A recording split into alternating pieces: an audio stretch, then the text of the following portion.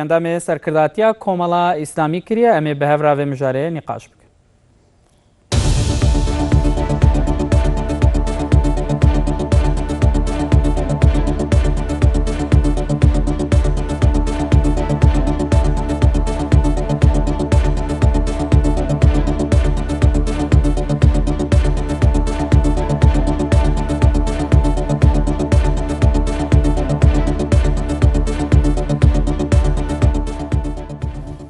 بەڵێ کاک سەلیم ئەم کاتت باش ئەمڕۆ هەر پێنج لایەنە سەرەکیەکەی کوردستان هەشتمین کۆبوونەوەی خۆیان ئەنجامدا. هەر چوار لایەنەکە بە دوو بژاردە لەگەڵ پارتی ئەمڕۆ دانیشتون. خوێندنەوەتان بۆ ئەم کۆبوونەوەیە چییە؟ پێتان وایە ئیتر ئەمە دوا کۆبوونەوە دەبێت؟ بسم الله الرحمن الرحیم. ئەو کاتێ ئێوەش هەموو بینەرانی بەڕێز باش بێ. وەڵا دیارە دانیشتنەکان ئەمە هەشتمین دانیشتنە لە دوای پێشکەشکردنی ئەو هەموو پرۆژە و ئەو هەموو دانیشتنەوە خەڵک لە چاوەڕوانیشی زۆردایە و ئەم چوار لایەنش بە تایبەتی یعنی هەوڵ و کۆشی زۆرمان خستەگەڕ و بە بەردەوام دانیشتمان کردو بۆی بگەینە چارەسەرێک بۆ ئەم گرفتانەی لە هەرێمی کوردستان و بەشێک لە ئەم گرفتی سەرۆکی هەرێم و سەرۆکایەتی هەرێم و دەسەڵاتیان و بەشێکی گرفتی ئەم خەڵکەی هەرێمی کوردستانە کە ئێستا لە قەیرانێکی زۆر گەورەدا دەژێ پێویستی بە چارەسەرکردنە پێم وایە ئەمەش بەشێکی پەیوەندی بەوەیە بەڵام بەشێکی زۆری پەیوەندی بە ڕابردووی سیستەمی حکومڕانی هەرێمی کوردستانە کە ئێستا هەمووی گەیوەتەوە ئەوەی کە خەڵک تووشی ناومێدی و قەیرانی دارایی و نۆدانی موچە و وەسعی هەرێمی کوردستان لە بەردەمی قەیرانی سیاسی و بۆ داهاتوش لە بینی قەیرانی سیاسی و عسکەریشدا دەبێ و مەسلەی بەغداشی دێتە سەرێ کە بودجەی 2016 تەزدیق دەکا. ئەمان هەموو گرفتن بەڕاستی لە بەردەمی ئەم لایەنە سیاسیان و بە تایبەتیش من پێم وایە بەرپرسیارەتی گەورە دەکەوێتە بەردەمی پارتی دیموکراتی کوردستان کە دەبوایە زووتر هەوڵی بدایەوە، دەبوایە زیاتر پرۆژەی هەبوایە بۆ چاکسازی بۆ بەردەمی ئەم لە چوار لایەنە بەڵام بە پێچەوانەوە چوار لایەنەکە پرۆژیان هەبوو بۆ ئەوەی کە چارەسەری ئەم گرفتە بکەین کە لە ڕابردووە ئێمە دەستمانتیای نەبووە لە دروستکردنی ئەم گرفتە لە دانانی ئەم سیستەمە بۆ خۆیان داناو بە پێی اتفاقیەکی سیاسی و بە پێی بینی ئەم دوو لایەنەی چێتی و پارتی و ئەم بڕیارەیان داوە. بەڕاستی ئەمە وای لەوە کردووە کە هەموو پرۆسەی سیاسی لە هەرێمی کوردستانە ڕاوەستاوە، دوو مانگە دانیشتن ناکرێەوە، پەرلەمان ڕاوەستاوە، حکوومەت ڕاوەستاوە، بەشێکی پەیوەندیەوە بەڵام بەشێکی ڕاوەستانەکەی بەڕاستی لە بەردەمی ئەو قەیرانم پێم وایە دەستەوستانن ینی. باشە ئێوە وەکو هەر چوار لایەنەکە ئەمڕۆ بە دوو بژاردەوە چوونەتە هەولێر لەگەڵ پارتی دانیشتون. بەڕایەوە پارتی لەو دوو بژاردەیە بە کامیان ڕازی دەبێت؟ وڵای پارتی دیموکراتی کوردستان دیارە زۆر تاکید لەسەرەوە دەکاتەوە کە سەرۆکی هەرێم لە ناو جەماوەردا هەڵبژێردرێ و ئێمەش پێمان وایە لەبەرەوە سیستەمی هەرێمی کوردستان لە ڕابردووە تەجروبەیەکی دوور و درێژی هەیە کە هیچ نەتیجەیەکی نەبووە. لەبەرەوە ئێمە دەمانەوێت سیستەمەکە بخێتە بەردەمی پەرلەمان نوێنەری ئەم خەڵکەیە لە هەموو ئەو پرسانە بەرپرسیار بێ ینی کە ئیشەکان بۆ ناکرێەوە چۆن دەتوانێت جێبەجێی کاوە سەرۆکی هەرێم بەو دەسەڵاتانەی کە هەیتی لە بەردەمی پەرلەمانە ینی ئێستا هیچ بەرپرسیارەتێک لە بەردەمی پەرلەمان و لە بەردەمی حکوومەت نییە. ئەمە دەسەڵاتێکی سەر بەخۆیە دەگەڕێتەوە بۆ لای چێ یان دەبێت 4 ساڵ جارێک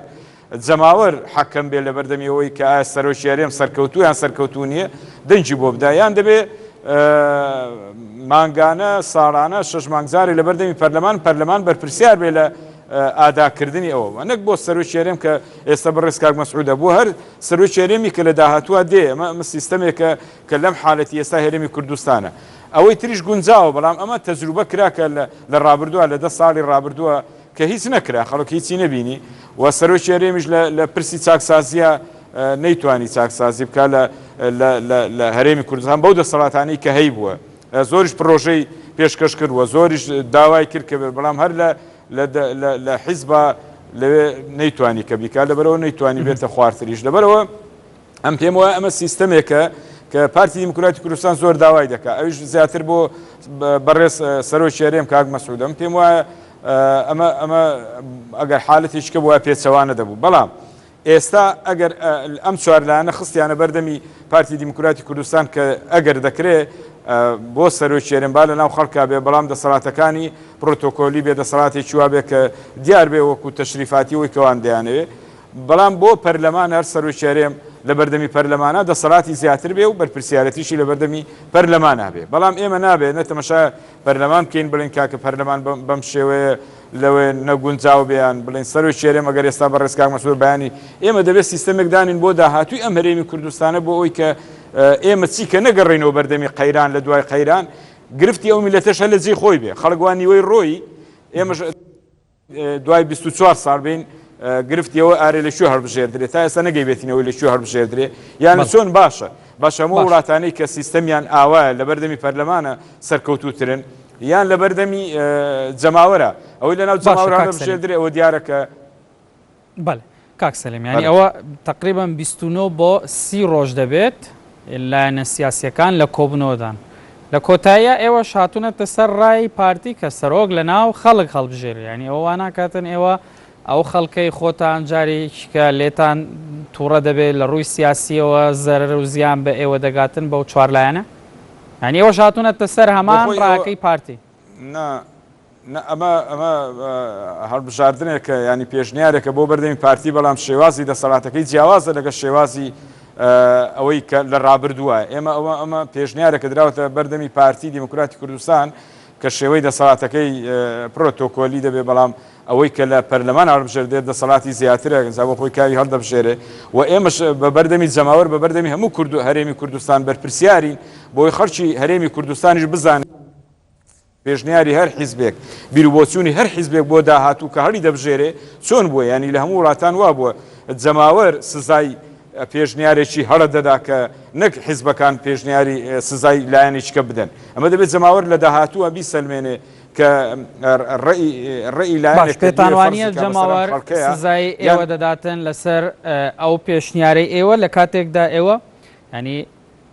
ینی زیاتر لە مانگێک دەبێتن باز لەوە دەکەن کە دەبێت سەرۆک لە پەرلەمان هەڵبژێرێت دەبێت دەسەڵاتەکانی سەرۆک دیاری بکرێت دەبێت سەرۆک وابێت دەبێت سەرۆک وابێت ئێستا هاتوونەتە سەر هەمان ڕای پارتی کە سەرۆک دەبێت لە ناو یەکێک لە پێشنیارەکان دەکرێت لە ناو خەڵک هەڵبژێرە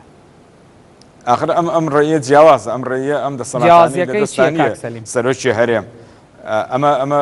وەکو ئەوەی بەغدا دەبێت کە کاتێ لە بەغدا سەرۆکی عێراقدانراوە ینی بەس پرۆتۆکۆلیە تەوقیعاتی ئەوەی کە دەگەڕێتەوە سەروی بەڵام ئەو دەسەڵاتانی کە ئێستا لە دەست سەرۆکی هەرێمە ئەم دەسەڵاتانە نییە نی بەو پێشنیارە بەو شێوەیە نەک بەو شێوەی کە لە ڕابردووەکو خۆی لە ناو جەماوەرە هەڵبژێردرێکەمە پێشنیاری پارتی دیموکراتی کوردستانە و لەوەی پارتی دیموکراتی کوردستانیش بە هەمان شێوە داکۆچی لەسەرەوە بکاتەوە کە بەشێک لەو دەسەڵاتانەیان زۆرینەی دەسەڵاتەکانی هەم لەوێ بێمە بەڵام ئێمە دەبێت ئەو جەماوەرەوە بزانێت کە ئەم هەنگاوانەی ئەم چوارلایەنە دەیهێنن دەیهاون لەبەر خاتری خەڵکی هەرێمی کوردستانە نە لەبەر خاتری خۆمان ئەمە زۆر جیاوازە لەوەی کە لایەنێک پێداگری لەسەر مەسەلەیە بکەوە هەموو سیستەمی هەرێمی کوردستان ڕابوەستێ بەڵام لە هەمان کاتە ئەگەر بکەوتە بەردەمی هەڵبژاردنەوە لە چوارلایەنەکە تاوانبار دەرچنەوە پێم وایە زۆر پێچەوانەیە یعنی ئێمە لە بەرپرسیارەتی گەورە لە بەردەمی پارتی دیموکراتی کوردستانە لە بەردەمی سەرۆکی هەرێمە لە بەردەمی سەرۆکی حکوومەتە یانی ئێستا ئەمە ئەو قەیرانانەی دروست بووە و بۆ داهاتووش ئەگە درێژ بکرێتەوە بۆ ماوەی ئەو 2 ساڵە دەکەوێتە بەردەمی بەرپرسیارەتێکی زۆر گەورەتری ینی ئێمە ئەگەر پارتی دیموکراتی کوردستان داکۆچی لەسەرەوە دەکاتەوە ئەم دەسەڵاتانەی هەبێ دەی باشە ئەم 2 ساڵە بزانین لەم دەسەڵاتانە چی دەکا ینی بۆ ئەم خەڵکی هەرێمی کوردستان سەرۆکی حکوومەت چی دەکا ئەمە حالەتێکە بەرپرسیارن لە بەردەمی هەموو ئەو قەیرانانەی کە ئێستا هەیە ئێمە لایەنەکان بەقەدەر ئەوەی کە بەشدارین لە حکوومەت بەقەدەرەوە بەرپرسیارەتیمان هەیە بەڵام بەرپرسیارەتی گەورە دەکەوێتە بەردەمی پارتی دیموکراتی کوردستان و بەردەمی سەرۆکی هەرێم و بەردەمی سەرۆکی حکوومەت کە چ لەو جەماوەرە دەکا و نیوەی وا دەڕوا ئەوەی کەشی بەتەمایە بڕوا و هەموو قەیرانانشی کە ڕووی تێدەکا ئەوەش لی بەرپرسیارە ئێمە باشە ئەوە دەخینەوە بەردەمی جەماوەر و بەردەمی سەرۆکی هەرێم و بەردەمی حکوومەت ئایا دەتوانێت چارەسەری بکەم پێم وایە بەشێک لەو قەیرانانەی کە ئەگەر بریتی بێ لە درێژکردنەوەی سەرۆکی بەڵام بەشی زۆری قەیرانەکانی سا لە بەردەمی ئەم حکوومەتەدایە یعنی ئەمەی ڕابردووی ئێستانیە و هیچی بۆ چارەسەر نەکراوە و بەو حالەتەش ناتوانێت چارەسەری بکات لەبەرەوە حالەتێکی گەندەڕی نەخوازراوی ناڕێک لە هەرێمی کوردستانە سیستەمێکی زۆر نەخوازرا و ناڕێک هەیە کە ئەگەر بێ و لە ئەساسەوە بە هاوکاری ئەو چوار حیزبە نەتوانن پرۆژەیەکی چاکسازی جددی نەکەن لە هەرێمی کوردستانە هەرێمی کوردستان ناتوانێت هیچ بەرپرسیارەتێکی گەورەشی دەبێت و ئەو کاتە بەڕاستی ئەوانە لێ بەرپرسیارن نەک ئەم چوار حیزبە. باشە لەگەڵ دووبژاردەکە وەرەقەیەکی چاکسازیتان پێشکەش کردووە ئەو وەرەقە چاکسازیە خۆی لە چیدا دەبینێتەوە؟ وڵای وردەکاری ئەو چاکسازی ئەمە لە ڕابردووشە ئێمە کۆمەڵێک چاکسازیمان خستە بەردەمی حکومەت و بەو شێوێش کوتمان بەشداری لەم حکومەتە دەکەین کە ئەم چاکسازیانە بکرێت چکە ئێمە گەر هەر بۆ درێژە پێدان بێ بەو 24 ساڵی ڕابردوو کەواتە ئەم چوار لایەنە یان ئەم سەیلانی ئۆپۆزیسیۆن چیان کردووە لە بەشداریکردن لە حکومەتە ئەمە بەرپرسیارەتێکی گەورەیە ئەگەر چاکسازی نەکرێ ینی ئێمە لەبەرەوە هاتووتینە ناو حکومەت کە چاکسازی بکرێ و هاوکاریشی جددی بن بۆ چاکسازی ئەگەنا نهاتوین هاوکارێکی جددی بین بۆ درێژە پێدانی ڕابردوو ئەم کە خەڵک هەمووی لێ بێزارە ئەم پێم وایە هەموو ئەوانەی کە لە حکومەتیشن لێ بێزارن لەبەرەوە هیچ شتێکی تیان نیە بەرچاوی ڕۆشن نییە و پاش و پێشێکی زۆری تایە لە بەرز و نزمێکی زۆری تایە هەر لە نێوان سیستەمی جەماوەریشدا ئەنجا بۆیە ئێمە ئەگەر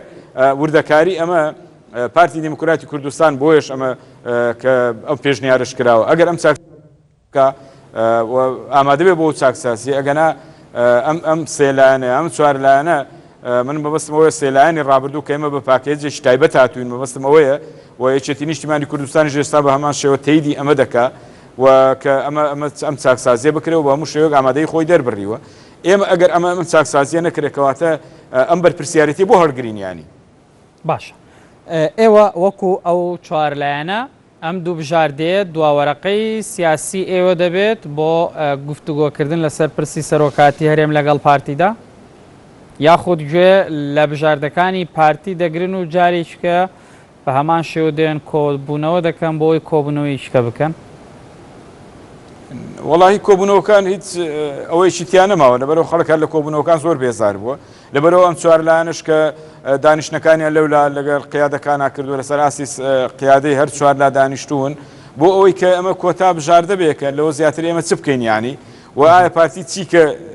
چیکەی دەوێ ینی ئێمە بیکەین بۆ ئەوەی کە ئەم سیستەمە بڕوە ینی ئێمە بەڕاستی لە خەمی هەرێمی کوردستان و ئەم جەماوەری کە دەڕوا و سەرگەردان بووە و تووشی بەحر و خنکان و دەربەدەری بووە ئێمە ئەمە بژاردێ من ئەگەرەوە نەکرێ ئەو کاتە دەی پارتی دیموکراتی کوردستان بۆ خۆی چۆنی پێ باشە دەکرێت بۆ خۆی بژاردەی خۆی هەبێ و جێبەجێ بکە بیکە ئەو کاتێمە لێ بەرپرسیار نین. باشە پێت وایە ئەم کۆبوونەوانە چەند دەخایەنێت تاکەی بەردەوام دەبێت؟ وڵای بە تەسەوری من ئەم کۆبوونەوەی دەخرێتە بەردەمی پارتی دیموکراتی کوردستانەوە ئەم بژاردانش دیارە لە کەناڵەکان بەڵاو بۆتەوە و خراوەتە بەردەمی پارتی بە جۆرێک لە جۆرەکان دەکرا ئەگەر پارتی دیموکراتی کوردستان خۆی بۆ ئامادەکەوە لێرە یەکلا بکرێتەوە ئەگەر خۆشی بۆ ئامادە نەکای دوای خا ئەمە دەکرێت بۆ خوان مشاورێکی لە بینی خۆ قیادەیە ڕێی یەکلاکەنەوە ئەو کاتە کۆتا بڕیاری خۆیان بدەن لەسەرەوە ئایا بە چ ڕاستی دەبن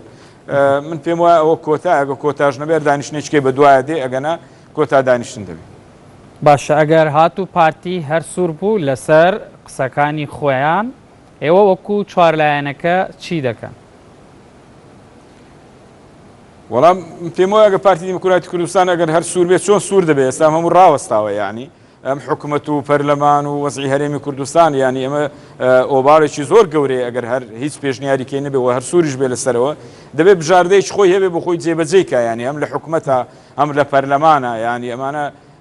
هەموو ئەو لایەنانە لێی بەرپرسیار نابن و مانەوەشیان لە حکوومەتە بەو شێوەیە کە هیچ چاکسازی نەکرێەوە هیچ بەرەو پێشەوە بەرەم دەکەونە بەرپرسیارەتێکی زۆر گەورەوە من وەکو ڕێی خۆم پێم وانیە ینی بەو شێوەیە حکوومەت بەڕێوە بچێەوە بەو شێوەی لایەنانە مستەفید بن بۆ شێوازی حکومڕانی ئەمە بەڕاستی خەتەرێکی گەورەیە دەکرێت ئەمان کۆتا پێشنیار بدەن ئەو کاتە هەموو بەرپرسیارەتەکە بخەنە بەردەمی پارتی دیموکراتی کوردستان بۆ خۆی و کاتە دەتوانێت حکوومەت بەڕێوە بەرێ پەرلەمان بەڕێوە بەرێ چۆنی بەڕێوە دەبا ئەم لایەنانم پێم وانی لی بەرپرسیار بن. باشە پێتوانیە دەبێت ئێوە لە سەرکردایەتی ینی بە تایبەتی سەرکردایەتی هەر چوار حزبەکە ینی کاتێکدانێن بۆ دوا کۆبوونەوەکان بۆ ئەوەی ینی کۆبوونەوە لە دوای کۆبوونەوە دەکرێتن ینی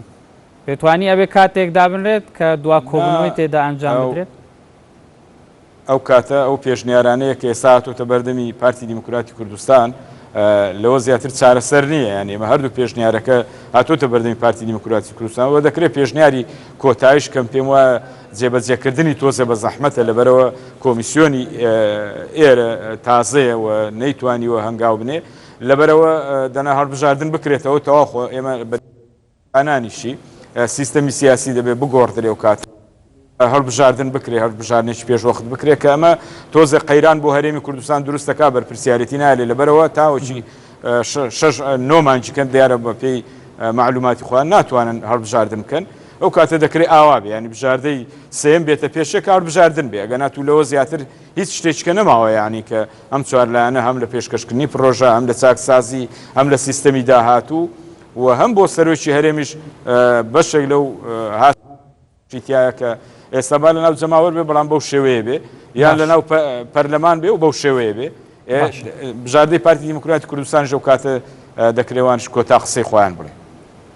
باش کەواتە بۆچی ئەگەر هەر چارە نەبوو پێش ئەوەی کە هەڵبژاردننی پێشوەخت کە جەنابتان باز دەکەن کۆمسیۆنەکە تازەیە و کاری دەوێت بۆ جاریچکە ناگەڕێنەوە بۆ پەرلەمان هەر چوارلایەنەکە ئەم جارە یەکگرتوش هەموو نوێنەرەکانی بەشدار بێت و پرسەکە چارەسەر بکەن لە ڕێی پەرلەمانەوە. ئەوەش ئەگەر حالەتی نیسابی تەواو بێ هەر دیسان دەگەڕێتەوە بۆ بەڵام پێم وانییە بەو شێوەیە بەو دوای ئەو هەموو دانیشتە دیسان گەڕێتەوە پەرلەمان لە پەرلەمانە ئەم پرسە چارە بکرێ بۆیە هەموو نەتیجەکان هاتوۆتە سەرەوەی کە ئەگەر پارتی دیموکراتی کوردستان و پێشنیارانەی قبول نەبێ دەکرێت هەڵبژاردن بکرێتەوە ینی هیچ چار نییە خۆ لەوە بەدوا ڕاناوەستی سیستەمی سیاسی هەرێمی کوردستان لەوەی تەحملی ئەوە نەکا زیاتر وەخەڵکی چاوەڕێەوە نەکا ینی بزانێنەرەوە دەچینە هەولێر